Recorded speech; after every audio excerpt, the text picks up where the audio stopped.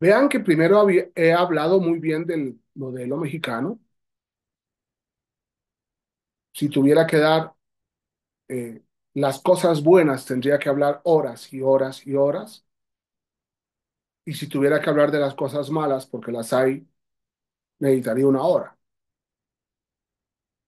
No, como dicen en mi tierra, no me chupo el dedo como un niño al ver el Código Nacional y ver errores, la reforma constitucional y ver errores. Pero lógicamente, en una interpretación sistemática, quitamos las normas que nos sirven y utilizamos las normas que funcionan. Y si nosotros tuviéramos que trabajar eh, de la misma forma en que yo ayer les decía a ustedes, borren el primer párrafo del 309, porque además es contrario al artículo 19 constitucional, también les dije en algún momento que borren el artículo 4 del Código Nacional de Procedimientos Penales, al que le hemos intitulado Características y Principios Rectores. Bórrenlo porque es el artículo peor redactado del mundo. El proceso penal será acusatorio y oral, copia el artículo 20 constitucional, en el que se observarán los principios de publicidad, contradicción, concentración, continuidad e inmediación. Aquí lo único que hizo fue copiar el artículo 20 constitucional.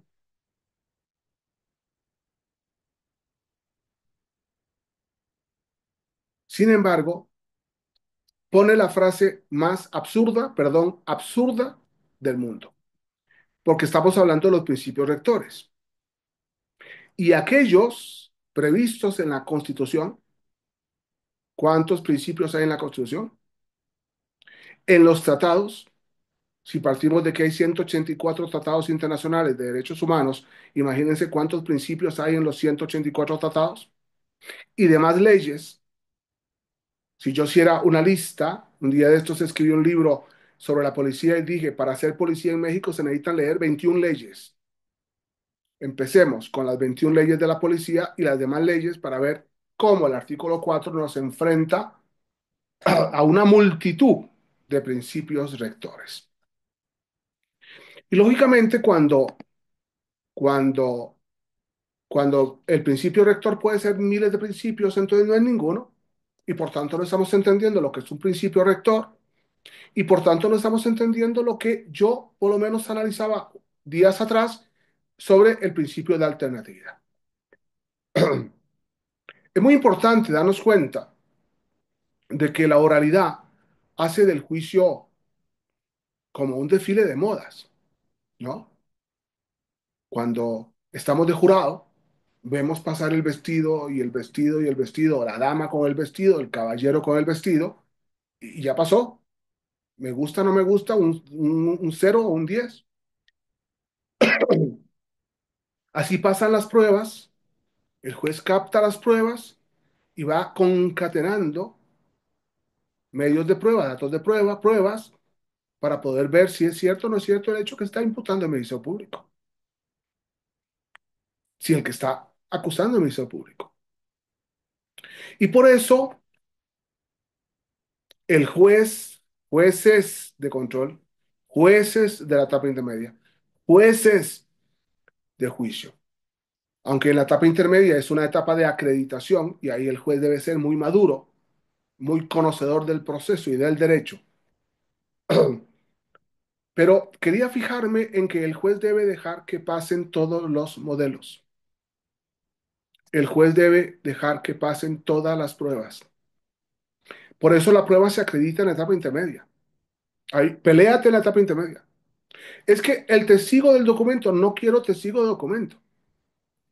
La prueba se acredita en la etapa intermedia. Es que el video es falso. Se acredita en la etapa intermedia. No me vengan a juicio a producir problemas. Eso es lo que está estableciendo el modelo acusatorio.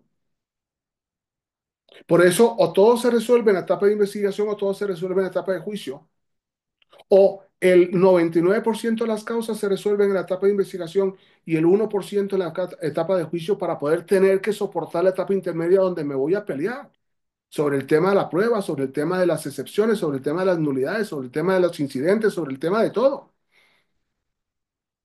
Pero lo que no podemos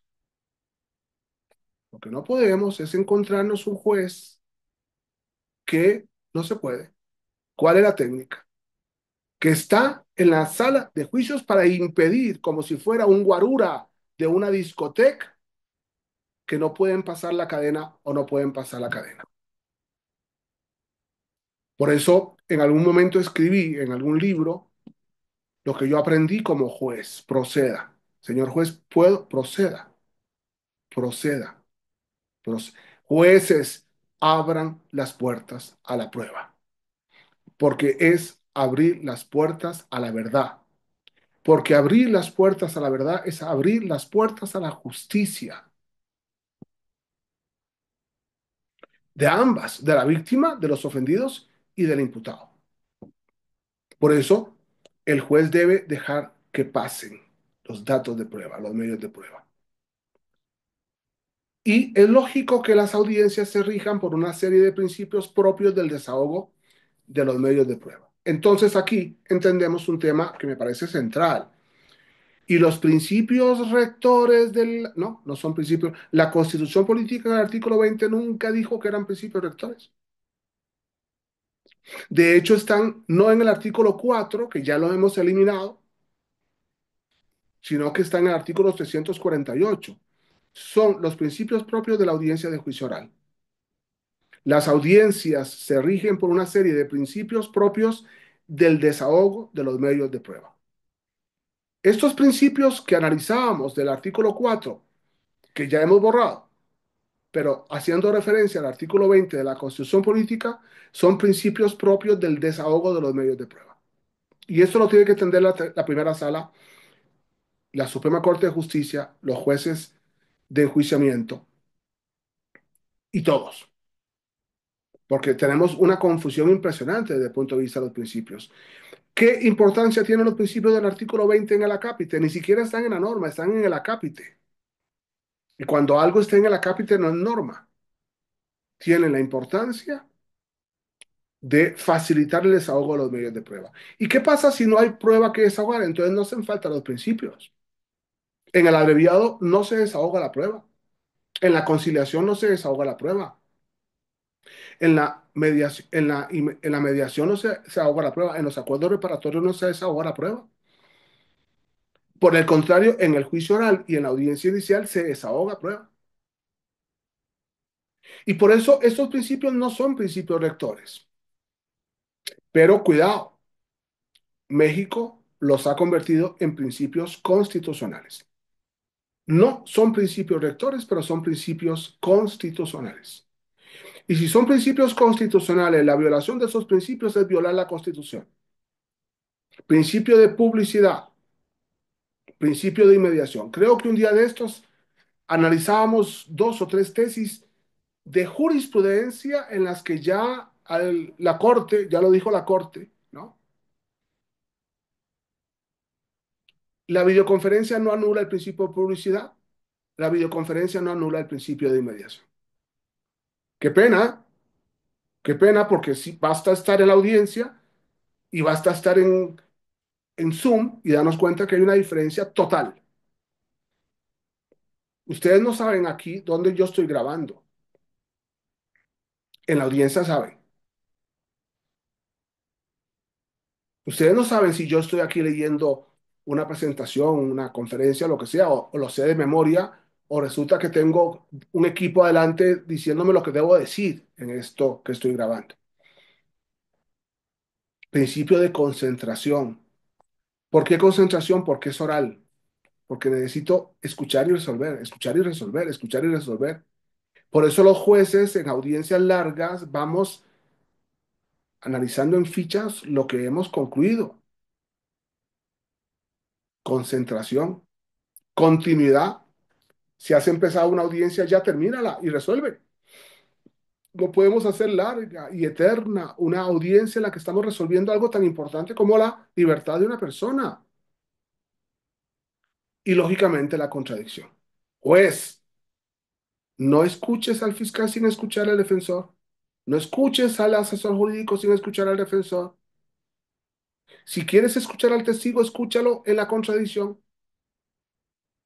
Entonces, lógicamente, vamos adquiriendo un criterio fuerte, sólido, que nos permita decir, aquí hay una verdad para condenar o aquí hay una verdad para absolver. Qué importante es que el artículo 20 en el acápite haya planteado estos principios y los haya hecho constitucionales. Qué pena es que la Suprema Corte de Justicia los va eliminando a todos. Señores, yo no estoy hablando por hablar. Hemos visto las tesis en donde la Suprema Corte, no me importa quién, o sea, no quiero ahorita decir es que es el tribunal tal, en donde los magistrados, no, donde es muy penoso. He dicho aquí públicamente que qué difícil me es hablar bien de lo que resuelve la Suprema Corte de Justicia de la Nación sobre mi tema, justicia para adolescentes y derecho procesal penal. Me cuesta mucho decir algo bueno, porque lo han hecho bastante mal. Llevamos 17 años de reforma constitucional del 2008 en que lo venimos haciendo bastante mal. Código del 2014, código único, después de 16 códigos que entraron en vigencia en 16 estados. Luego viene el código único. Viene la segunda reforma, el 2016, del código único procesal penal para todo el país. Es decir, tenemos 32 estados que podríamos estar haciendo debate del modelo acusatorio y viene la Suprema Corte de Justicia y no quiero decir más, pero qué daño ha hecho con sus jurisprudencias, con su ignorancia, con su desconocimiento de los principios, con su desconocimiento del proceso. Y es que somos seres humanos y nos podemos equivocar. Los colegiados, señor, no es un juez el que resuelve, es un colegiado, en todo sentido. No, también los colegiados se pueden equivocar, entonces lean. Pero además lo que sabemos es que esos colegiados al final tienen proyectistas y tienen un montón de equipo de tipos que están resolviendo, están estudiando, están consultando. Lean, consulten, estudien, pero dejen de cometer errores por el bien del país, porque es el derecho procesal penal que impera sobre el derecho penal en la libertad de las personas y en la solución de los conflictos de las víctimas. ¿Qué tema más serio, México? Muchas gracias.